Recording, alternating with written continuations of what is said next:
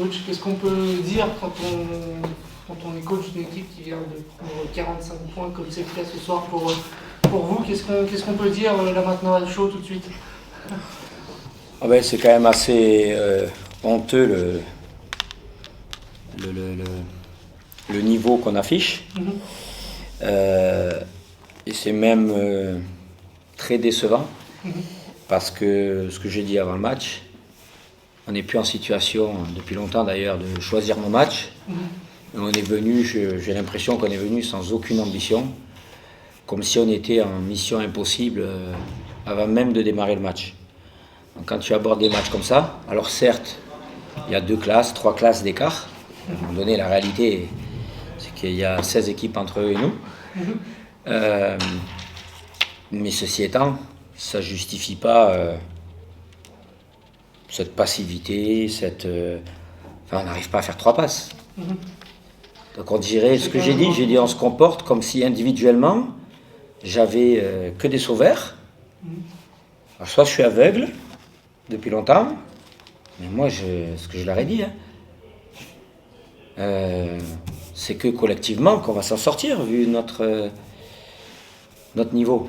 Voilà, c'est en s'entraidant collectivement, en défense comme en attaque, des 2 côtés. Mais c'est ce que les joueurs, entre guillemets, viennent de se dire aussi. On ne joue pas comme une équipe qui s'aime. Alors qu'en dehors, il y a plutôt de la cohésion, etc. Mais quand arrivent les matchs, alors soit c'est parce qu'on panique, soit c'est de l'impuissance, mais on ne partage pas assez le ballon. Pourtant, il y a eu le match contre Chartres qui a un peu ramené de la vie et de l'espoir. Ouais. Vous êtes sorti carrément de la zone rouge. Et faire cette performance-là après, c'est d'autant plus surprenant. C'est ce que j'avais dit au début du match. J'ai dit, ce qui est le plus important pour nous aujourd'hui, c'est de durer dans le match, de rester. C'est eux qui jouent avec l'interdiction de perdre.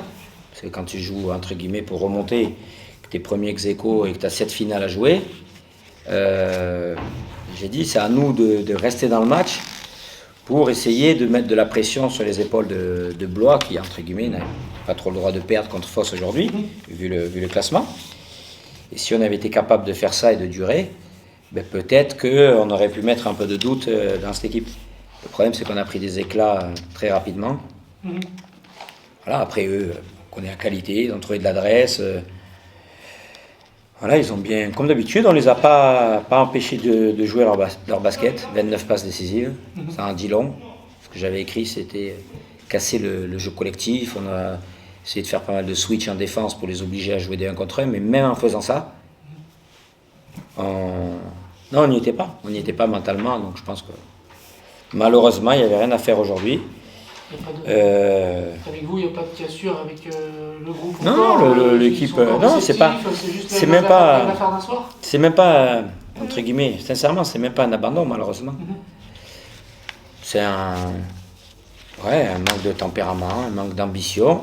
Et après, une équipe en face qui est première du championnat et nous qui sommes 16e. Voilà, on n'a pas joué. Mais en jouant comme ça, on ne gagnerait personne quand même. Que les choses soient claires. Voilà. Donc je pense qu'on s'est trop dit, que c'est pas aujourd'hui qu'on jouait notre saison peut-être, on s'est trop dit ça. Et ils se sont trop dit ça.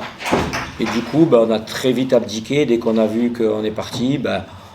Voilà, on n'y a plus cru, on a lâché tout de suite. Et après, quand tu lâches, il y a une équipe qui joue en pointe à virage aussi, général. Voilà, et il se passe ce qui s'est passé.